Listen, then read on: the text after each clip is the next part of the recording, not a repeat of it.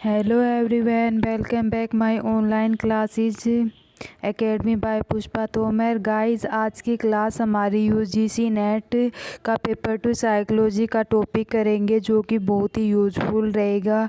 Guys, आज की class complete देखना ताकि एग्ज़ाम में आपका एक भी क्वेश्चन मिस ना हो। तो गाइस, आज का टॉपिक है हमारा परीक्षणों के प्रकार। क्या है अभी हमारा परीक्षणों के प्रकार। तो गाइस, हम जानेंगे परीक्षण और मनोवैज्ञानिक परीक्षण किसे कहते हैं।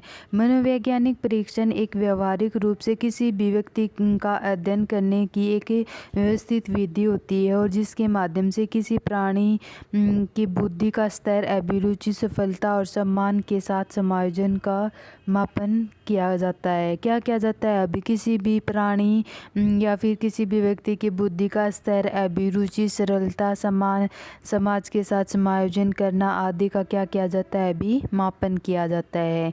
परीक्षण का मनोवैज्ञानिक परीक्षण। परीक्षण का मनोवैज्ञानिक परीक्षण किसे कहते हैं कि जिसमें विश्वसनीयता, वैधता, प्राप्तांत, लेखन की वस्तुनिष्ठता, मानक आदि का गुण मौलिक रूप से समाहित हो। क्या हो भी जिसमें वैधता, प्राप्त, लेखन, वस्तुनिष्ठता आदि का क्या हो मौलिक रूप से सम्मानित हो। परीक्षण और मनोवैज्ञानिक परीक्षण की व्यक्तियों की मानसिक प्रक्रियाओं के शील गुणों का मापन गुणात्मक और परिणात्मक दोनों ही ढंग से होता है। जो व्यक्तियों का मानसिक प्रक्रिया है उन और शील गुणों का मापन किससे होता है भी गुणात्मक और परिणात्मक दोनों के ढंग से होता है। मनोवैज्ञानिक परीक्षण के व्यक्तियों के बीच में विभिन्नता और व्यक्तिगत विभिन्नता का गुणात्मक और परिणात्मक मापन का एक मानवीकृत साधन होता है।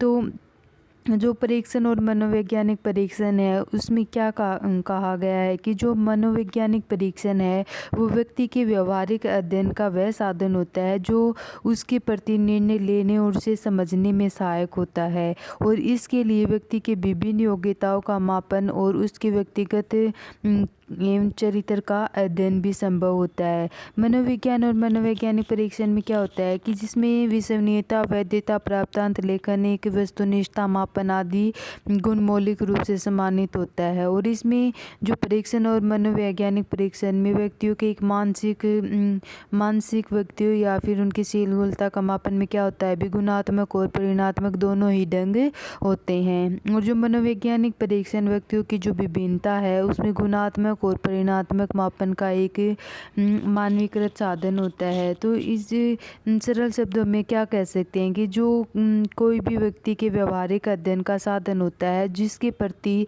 निर्णय लेना और उसे समझने के लिए क्या हो भी सहायक हो। फिर मनोविज्ञान तथा शोधों में परीक्षण में काफ़ी अहमियत होती है, और इसके अनुसार परीक्षण का जो तात्पर्य है वो क्या है कि प्रश्नों की ऐसी श्रृंखला होती है जिसके आधार पर कुछ सूचनाएं इकट्ठी की जाती है। जो परीक्षण है वो क्या होता है कि एक ऐसी श्रृंखला होती है जिसके आधार पर कई सूचनाओं को इकट्ठा किया जाता है, उसे हम क्या कहते हैं भी परीक्षण यानी कि टेस्ट कहते हैं। मनोविज्ञान में परीक्षण का अर्थ कुछ और ही होता है। मनोवैज्ञानिकों ने मनोवैज्ञानिक परीक्षण को अधिक विस्तृत रूप में परिभाषित किया है। लोगों का कहना है कि मनोविज्ञान परीक्षण एक मानवीकृत विधि होती है। लोग क्या कहते हैं कि भी जो मनोवैज्ञानिक परीक्षण है वो क्या होती है एक मानवीकृत विधि होती है, और इसके अनुसार जिसके द्वारा व्यक्ति के एक या एक से अधिक मनोवैज्ञानिक गुणों के मापन गुणात्मक ढंग से या फिर परिणात्मक ढंग से कुछ शाब्दिक और अशाब्दिक प्रक्रियाओं के माध्यम से होता है। क्या होता है भी जो मनोवैज्ञानिक परीक्षण है वो कैसी विधि होती है भी एक मानवीकृत विधि होती है, और इसमें जिसके द्वारा व्यक्ति को एक या एक से अधिक मनोवैज्ञानिक के गुणों को मापन गुणात्मक ढंग से या फिर परिणात्मक ढंग से कुछ शाब्दिक अर्थ होते हैं, कुछ अशाब्दिक प्रतिक्रियाओं के माध्यम से होता है। और इसकी जो मनोवैज्ञानिक परीक्षण का उद्देश्य दो या दो से अधिक व्यक्तियों की किसी भी मनोवैज्ञानिक शील गुण की तुलना करना होता है। फिर इनकी कुछ परिभाषाएं हैं। 1953 के अनुसार कुछ मानसिक प्रक्रियाशील गुणों या विशेषताओं का गुणात्मक मूल्यांकन या परिमाणात्मक ढंग से मापने के लिए उद्दीपकों का संगठित अनुभव ही मनोवैज्ञानिक परीक्षण कहलाता है। जो मनोवैज्ञानिक परीक्षण किसे कहते हैं बीन के अनुसार कुछ मानसिक प्रक्रिया और शील गुण या विशेषताओं का गुणात्मक मूल्यांकन या फिर परिमाणात्मक ढंग से मापने के जो उद्दीपक होते हैं उसको हम क्या कहते हैं, मनोवैज्ञानिक परीक्षण कहते हैं। फिर है फ्रीमैन के अनुसार। फ्रीमैन ने के अनुसार क्या कहा है कि जो मनोवैज्ञानिक परीक्षण है एक मानवीकृत उपकरण होता है जिसके सहारे शाब्दिक और अशाब्दिक अनुक्रिया या फिर अन्य व्यवहारों के सामने संपूर्ण व्यक्तिगत के एक या अधिक पहलुओं को वस्तुनिष्ठ ढंग से मापा जाता है। जो फ्रीमैन ने क्या कहा है कि जो मनोवैज्ञानिक परीक्षण है वो एक मानकीकृत उपकरण होता है और इसके सारे शाब्दिक अशाब्दिक अनुक्रियाओं को एक या एक से अधिक पहलुओं को वस्तुनिष्ठ ढंग से क्या किया जाता है, मापा जाता है। फिर है सेक्स के अनुसार। एक परीक्षण को ऐसे कार्य या कार्यों की श्रृंखला के रूप में परिभाषित किया जाता है जिसके द्वारा ऐसे क्रमबद्ध परीक्षण होते हैं जिनके ऐसे परीक्षण प्राप्त होते हैं जो किसी भी मनोवैज्ञानिक या सेक्सी गुण को प्रतिनिधित्व करते हैं। 1974 में सेक्स ने क्या कहा है कि एक परीक्षण ऐसे कार्यों और उनके कार्य की श्रृंखला के रूप में उनको परिभाषित की जाती है जिसके द्वारा ऐसे क्रमबद्ध परीक्षण प्राप्त होते हैं जो किसी भी मनोवैज्ञानिक या गुण सेक्सी गुण को प्रतिनिधित्व करते हैं। फिर इनकी कुछ विशेषताएं हैं। विशेषताएं क्या क्या हैं भी? जो मनोवैज्ञानिक परीक्षण एक मानवीकृत परीक्षण होता है। कैसा परीक्षण होता है भी?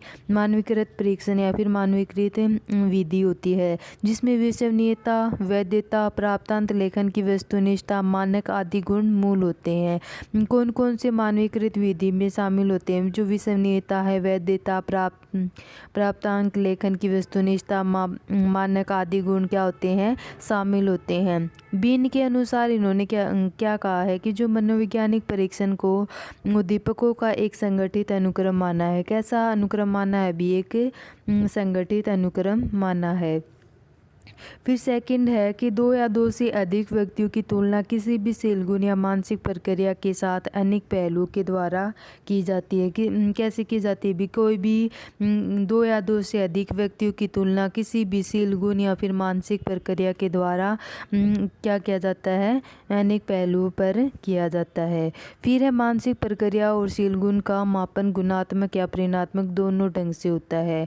जो मनोवैज्ञानिक परीक्षण है उसके द्वारा मनोवैज्ञानिक परीक्षण के द्वारा व्यक्तियों की मानसिक प्रक्रियाएं और शील गुण के मापन गुणात्मक और परिमाणात्मक दोनों ही ढंग से होता है। कौन से दोनों ढंग से? कौन कौन से भी? गुणात्मक और परिमाणात्मक।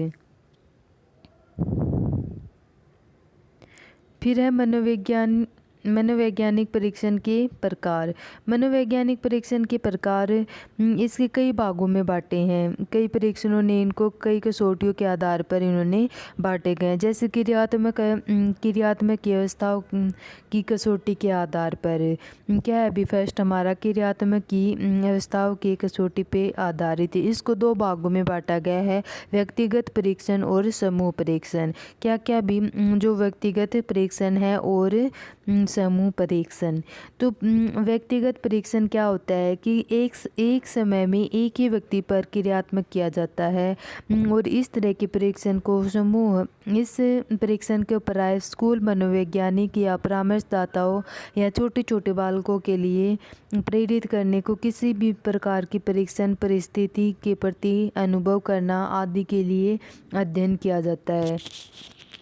जो व्यक्तिगत परीक्षण है, व्यक्तिगत परीक्षण में क्या होता है कि जिसे एक समय में एक ही व्यक्ति के क्रियात्मक किया जाता है और इस तरह के परीक्षण को जैसे स्कूल मनोवैज्ञानिक परामर्शदाताओं को छोटे छोटे बालकों के लिए, छोटे छोटे बच्चों के लिए क्या किया जाता है अभी? प्रेरित किया जाता है और उन्हें किसी भी परीक्षण परिस्थिति के प्रति अनुक्रिया करना आदि के लिए क्या किया गया है अभी? अध्ययन किया गया है। और इसमें को द्वारा निर्मित ब्लॉक डिजाइन बुद्धि व्यक्तिगत परीक्षण का एक उदाहरण माना गया है। फिर है सेकंड हमारा समूह परीक्षण।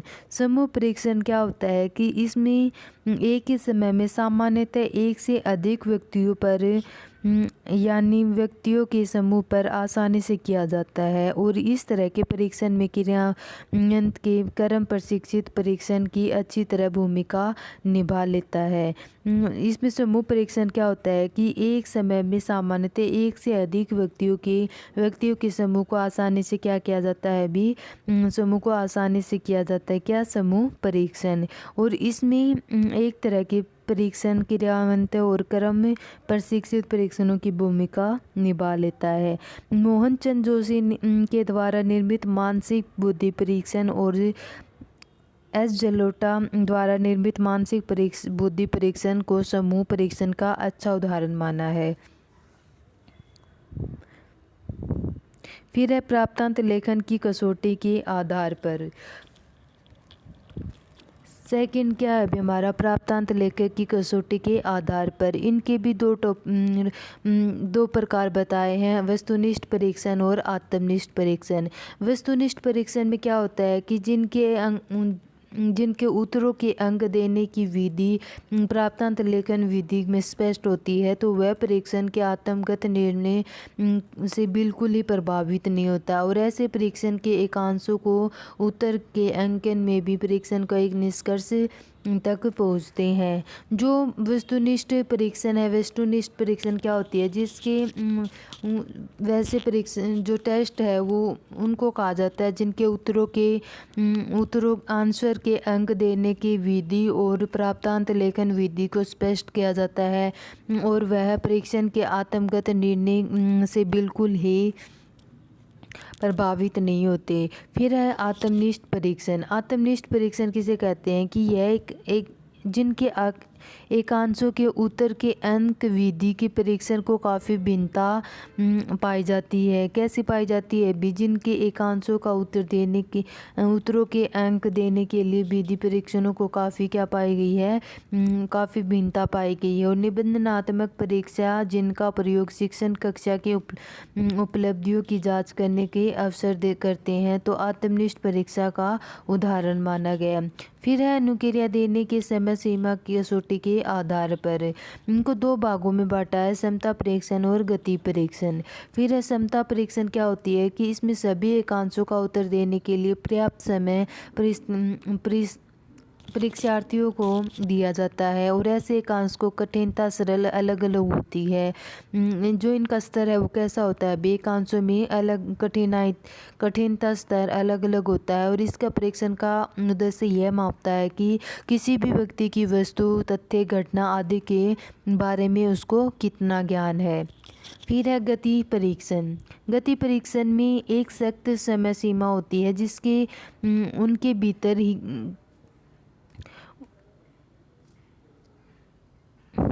उनके भीतर की व्यक्तियों को सभी एकांशों का जवाब देना होता है और ऐसे परीक्षण के एकांश आसान होते हैं और उनकी कठिनाई स्तर लगभग समान ही होती है। ऐसे परीक्षणों का जो उद्देश्य होता है यह परख लेना होता है कि कितनी तेज़ी से छात्र किसी भी कार्य को कर लेता है और उसे कितना समय लगता है। और इस श्रेणी के परीक्षण होते हैं DAT का लिपि के गति और परिशुद्धता परीक्षण गति परीक्षण का एक उत्तम उदाहरण माना गया है। तो गाइस जो हमारे समता परीक्षण और गति समता था तो समता परीक्षण में क्या होता है कि इसमें सभी एकांशों का उत्तर देने के लिए पर्याप्त समय परीक्षार्थियों को दिया जाता है और जो एकांशों की कठिनता स्तर होता है वो क्या होता है भी अलग अलग होता है और परीक्षण का उद्देश्य को यह मापना होता है कि वो किसी भी व्यक्ति वस्तु तथ्य घटना आदि के बारे में उसको कितना ज्ञान है। फिर है गति परीक्षण। गति परीक्षण में क्या होता है कि वो एक सख्त समय सीमा होती है जिसके भीतर की व्यक्तियों की सभी एकांशों का जवाब देना होता है और इसके एकांश आसान होते हैं और उनकी कठिनता स्तर पर लगभग समान होती है। फिर है एकांशों और प्रश्नों के स्वरूप की कसौटी के आधार पर। शाब्दिक परीक्षण, अशाब्दिक परीक्षण, क्रियात्मक परीक्षण और भाषाई परीक्षण। फिर है शाब्दिक परीक्षण। शाब्दिक परीक्षण किसे कहते हैं? जिसमें एकांश और निर्देश व्यक्ति स्वयं पढ़ता है और उसे समझकर उसको उत्तर देता है। तो ऐसे परीक्षण के द्वारा उन क्षमताओं की माप होती है जिसमें पढ़ने और लिखने की अहमियत अधिक होती है। जुलोटा सामूहिक सामान्य मानसिक क्षमता परीक्षण तथा मेहता सामूहिक बुद्धि परीक्षण इन परीक्षण के अच्छे उदाहरण है। कौन कौन सी भी? जुलोटा सामूहिक सामान्य मानसिक परीक्षण है और मेहता सामूहिक बुद्धि परीक्षण है। इसके क्या माने गए हैं? ये उदाहरण माने गए हैं। फिर है अशाब्दिक परीक्षण। अशाब्दिक परीक्षण क्या होती है कि इसमें शाब्दिक बुद्धि के परीक्षण की तुलना भाषा पर कम डाली जाती है और ऐसे परीक्षण के निर्देश में भाषा का प्रयोग होता है। किसका प्रयोग होता है? परीक्षण के निर्देश में भाषा का प्रयोग होता है और ऐसे एकांशों का भाषाओं का, परंतु एकांशों में भाषा का प्रयोग नहीं होता और इसके चित्र के सहारे से इसकी समस्या को क्या की जाती है? भी उत्पन्न की जाती है और चित्र के आधार पर ही उनका उत्तर व्यक्ति के आधार पर चित्रों को देखकर उसको खोज कर निकालता है। रेमन प्रोग्रेसिव मैट्रिजेन और जो एक बुद्धि परीक्षण है और अशाब्दिक परीक्षण का उदाहरण माना गया है। फिर है क्रियात्मक परीक्षण।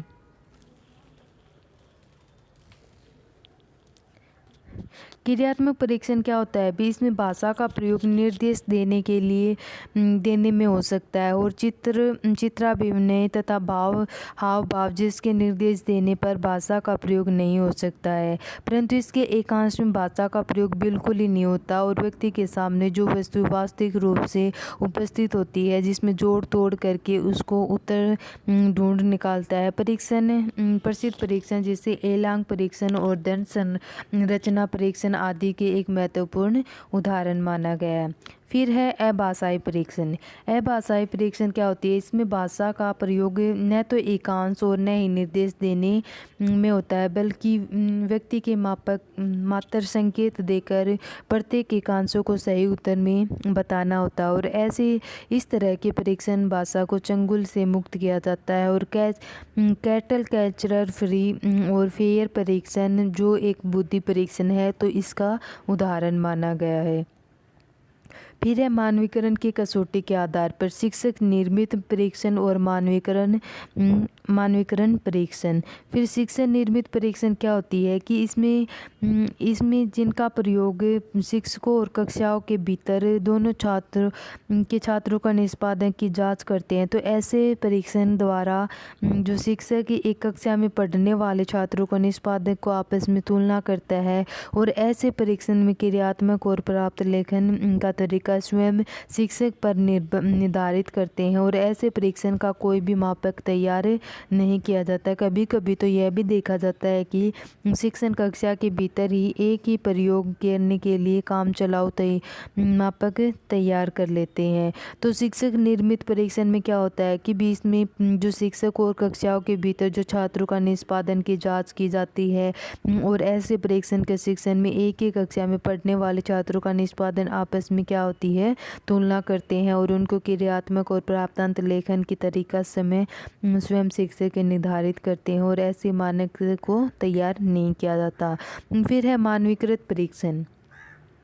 मानवीकृत परीक्षण क्या होती है कि इसमें परीक्षण विशेषज्ञ और अन्य शिक्षकों के पाठ्यक्रम विशेषज्ञों की मदद के लिए तैयार करते हैं और ऐसे परीक्षण को क्रियात्मक तथा प्राप्त लेखन का तरीका निश्चित और वस्तुनिष्ठ होता है। क्या होता है? भी जो परीक्षण विशेषज्ञ और विशेषज्ञों की मदद के लिए क्या करता है? भी तैयार करता है। किसका? शिक्षकों और पाठ्यक्रमों विशेषज्ञों के लिए मदद के लिए क्या करता है? वो तैयार करता है और ऐसे परीक्षणों के क्रियात्मक तथा प्राप्तांत लेखन का तरीका निश्चित एवं वस्तुनिष्ठ होता है और इनका मानक होता है, जिसमें परीक्षण यह होता है कि जो परीक्षण का प्रयोग सभी तरह के छात्रों को आसानी से क्या किया जाता है? भी आसानी से प्राप्त किया, परीक्षण का प्रयोग सभी तरह से छात्रों को आसानी से किया जाता है। फिर है उद्देश्य के आधार पर।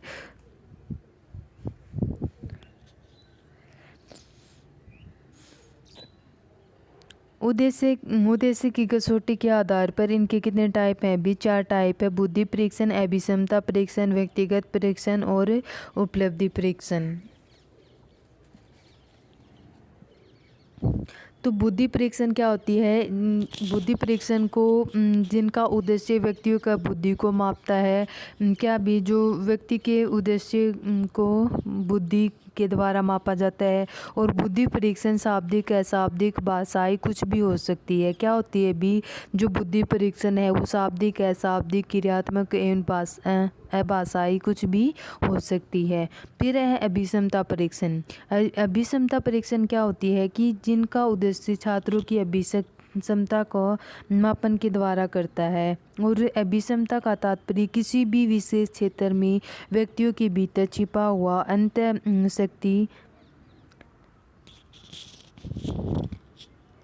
अंतःशक्ति होता है, जिसके द्वारा व्यक्ति के 7 तरह की अभिक्षमताओं का मापन किया जाता है।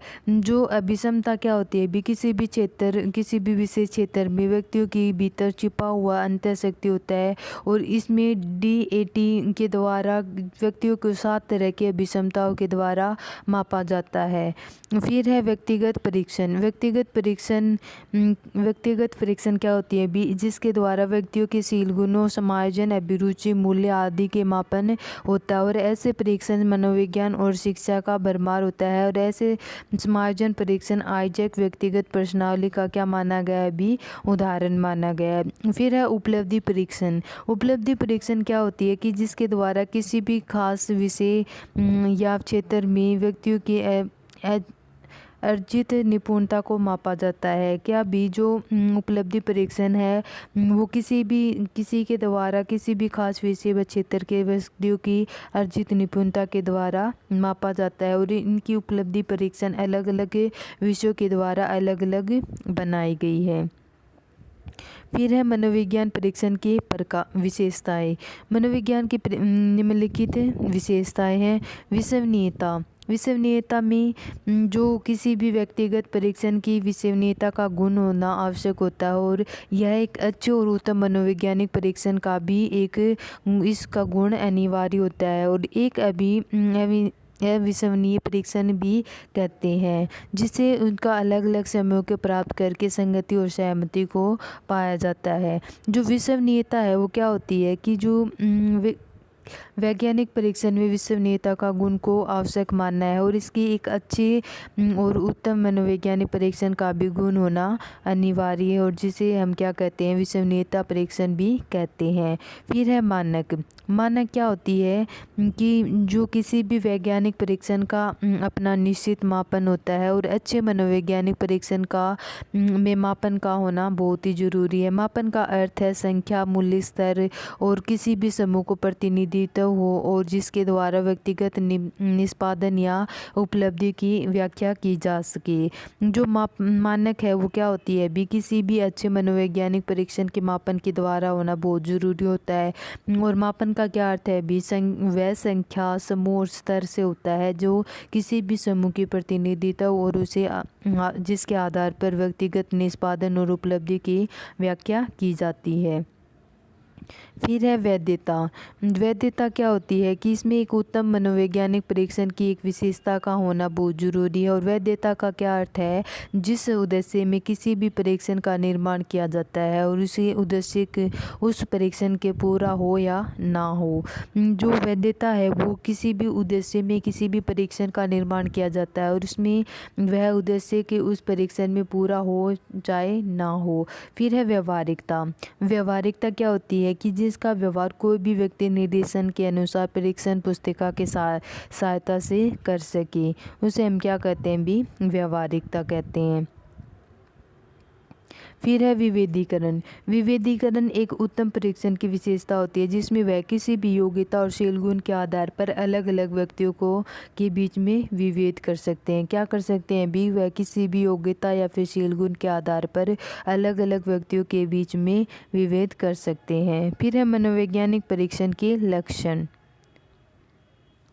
मनोवैज्ञानिक परीक्षण के लक्षण कौन कौन से हैं? बी वस्तुनिष्ठता, विश्वसनीयता, वैधता और मापदंड और भविष्यवाणी। तो वस्तुनिष्ठता क्या होती है? बी इसमें परीक्षण की मापने की क्षमता, कौशल, ज्ञान, विशेषता, क्षमता के बारे में निर्णय से मुक्त रहती है और इसे तथा मूल्यांकन भी किया जाता है।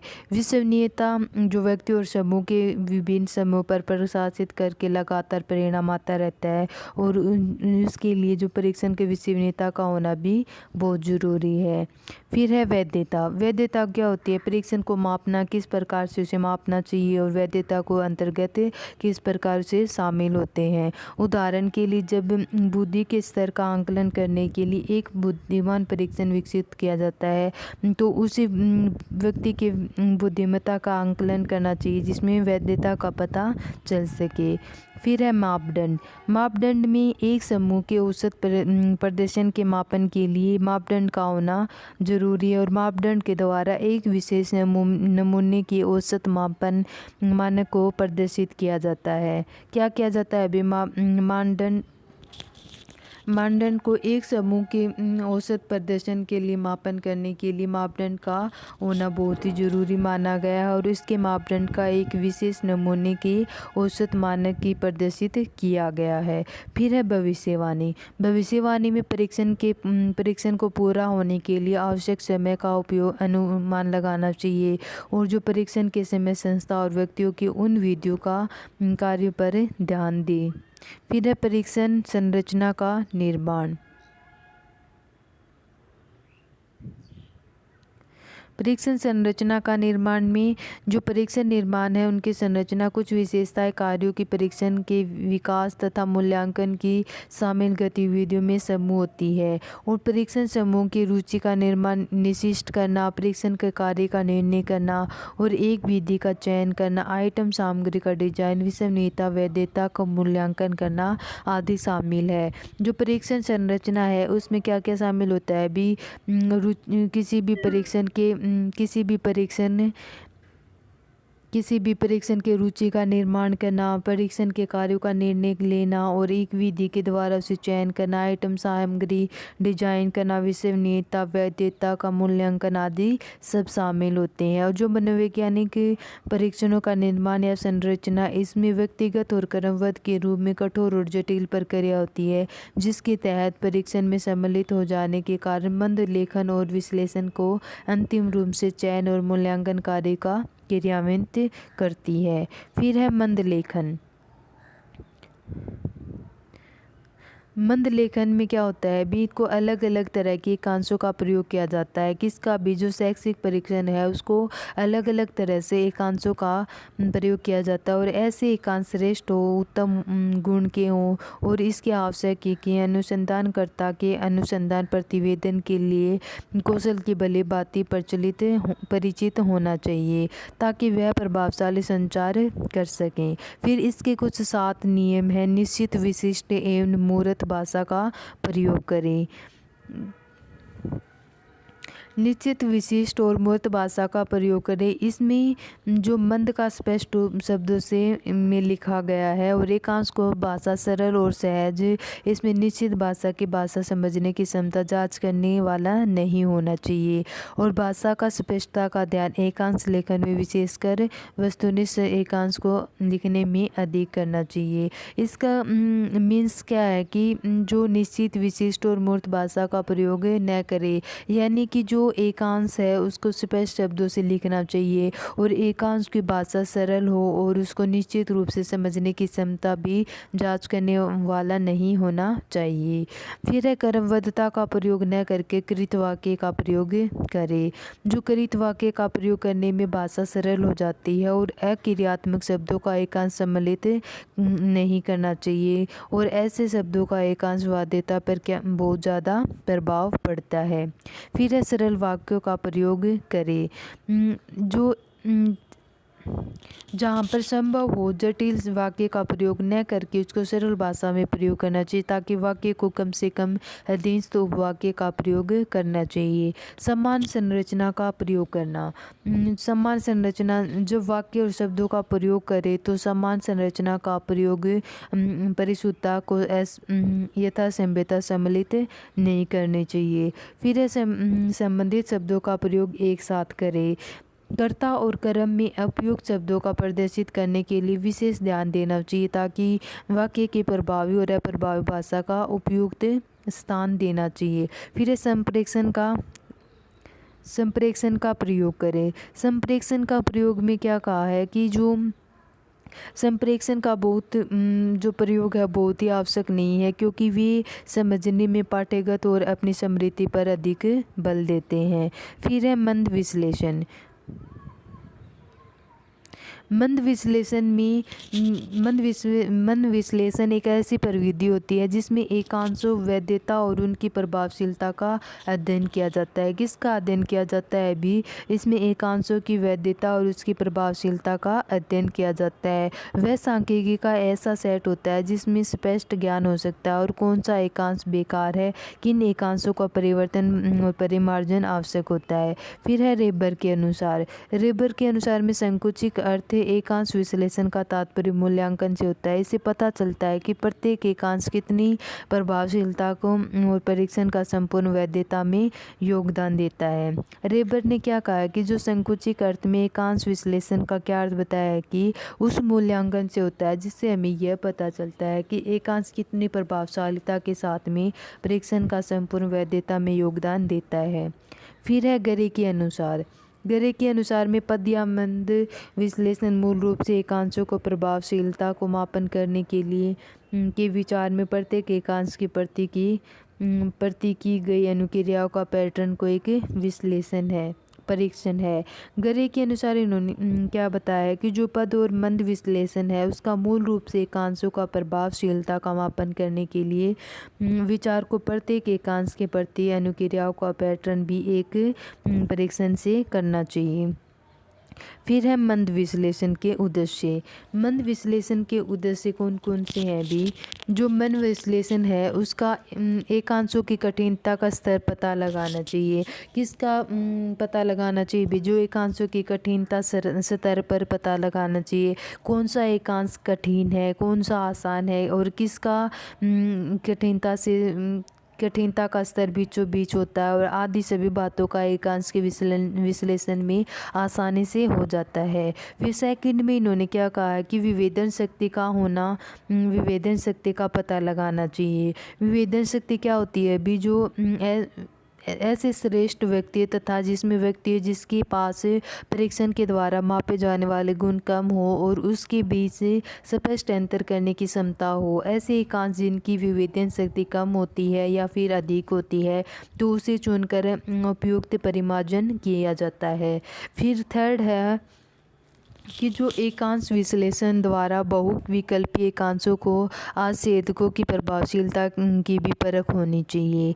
फिर है जो पद विश्लेषण का उद्देश्य यह पता लगाना चाहिए जो परीक्षण के कोई भी एकांश ठीक ढंग से कार्य नहीं कर रहा और उसके किस प्रकार को परिमार्जन की आवश्यकता होती है ताकि वह सही ढंग से कार्य करने का प्रारंभ हो। तो जो मंद विश्लेषण है उसके कौन कौन से उद्देश्य हैं भी? कि एकांशों की कठिनता स्तर का पता लगाना चाहिए और एकांशों के विवेचन शक्ति का पता लगाना चाहिए और एकांश विश्लेषण के बहुविकल्पीय एकांशों का भी प्रभावशीलता पर परख होनी चाहिए। और फिर है जो परीक्षण को एकांश ठीक ढंग से कार्य क्यों नहीं कर रहा है और उसके प्रकार परिमार्जन की आवश्यक है ताकि वह सही ढंग से अपने कार्य को प्रारंभ कर सकें। तो गाइस ये थी हमारे आज की क्लास। परीक्षण या परीक्षण मनोवैज्ञानिक परीक्षण। जो परीक्षणों के प्रकार हैं वो तो हम कर चुके हैं गाइस।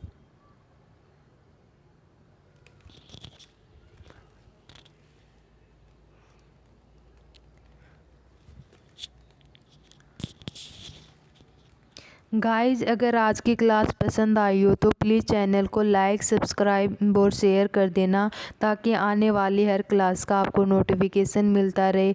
ठीक है guys, bye bye, take care, thank you.